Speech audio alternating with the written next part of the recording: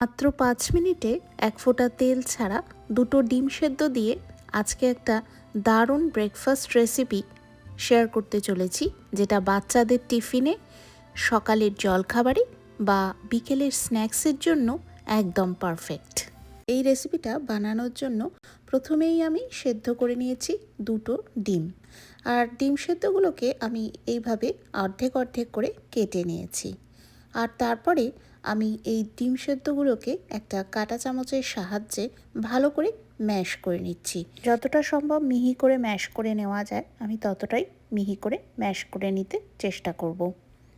আর আপনারা দেখছেন প্রবাসী সৌমির রান্নাঘর, আমি সৌমি, কানাডার থেকে। আজকে এই রেসিপিটা খুবই হেলদি, সহজ, প্রোটিনে ভরপুর, যেটা ব্রেকফাস্টেও খুব ভালো খাওয়া যাবে, আবার স্ন্যাক্সের জন্যেও দারুণ। সঙ্গে বাচ্চাদের স্কুলের টিফিনে অবশ্যই প্যাক করে দিলে খুবই মজা করে বাচ্চারাও খেয়ে নেবে। এরপরে ভালো করে ডিমগুলোকে ম্যাশ করে আমি এর মধ্যে দিয়ে দিলাম একটা পেঁয়াজ কুচি কুচি করে কেটে রাখা, আর তারপরে আমি দিয়ে দিলাম এর মধ্যে কিছু সেদ্ধ করা কর্ন আর অল্প একটু ক্যাপসিকাম কুচি।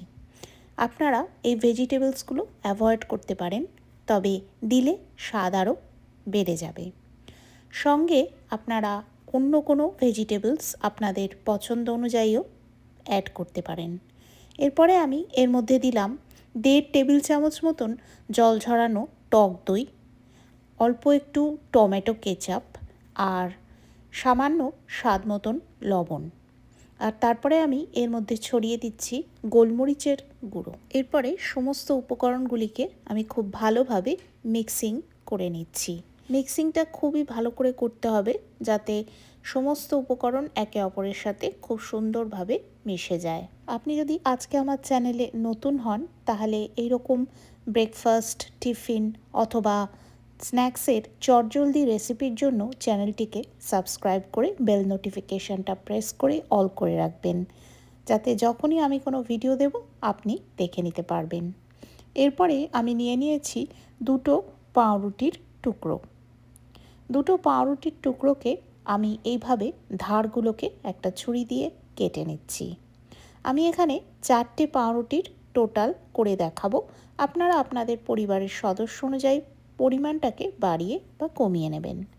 এরপরে 4টে পাউরুটির আমি ধারগুলো কেটে নিয়েছি এইভাবে।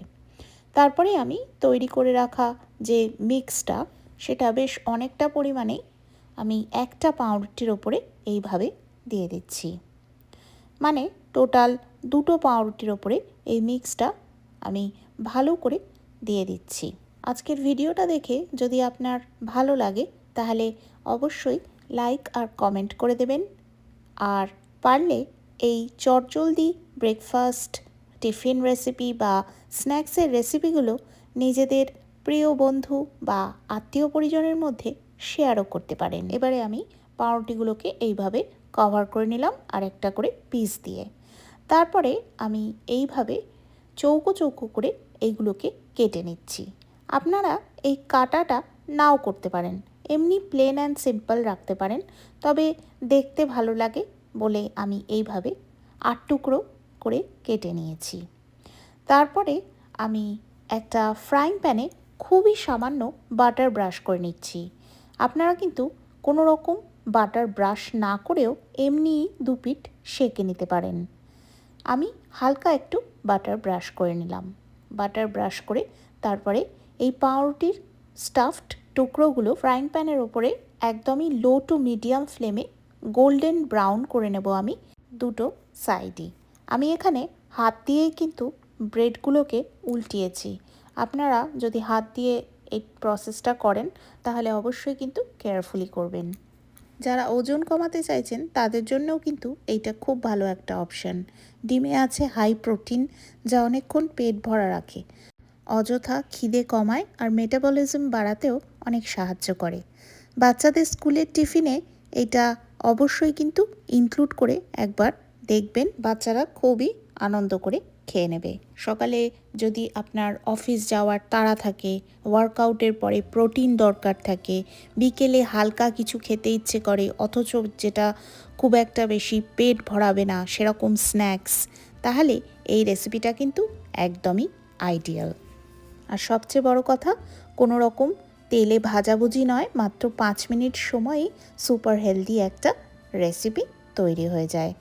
এইরকম চটজলদি ব্রেকফাস্ট, টিফিন অথবা স্ন্যাক্সের রেসিপি পাওয়ার জন্য চ্যানেলটিকে অবশ্যই সাবস্ক্রাইব করে রাখবেন আর কমেন্ট করে জানাবেন যে আপনি এটা ব্রেকফাস্টে খাবেন, না স্ন্যাক্সে খেতে পছন্দ করবেন, নাকি বাচ্চাদের টিফিনে দেবেন। আজকের ভিডিও বন্ধুরা তাহলে এই অবধি। আপনারা সকলেই ভীষণ ভালো থাকবেন, সুস্থ থাকবেন, সুন্দর থাকবেন, সকলকে নিয়ে অনেক আনন্দে থাকবেন আর দেখতে থাকবেন আমার চ্যানেল প্রবাসী সৌমির রান্নাঘর। পরের ভিডিওতে আবার দেখা হবে নতুন একটা হেলদি রেসিপির সাথে। Thank you once again for watching.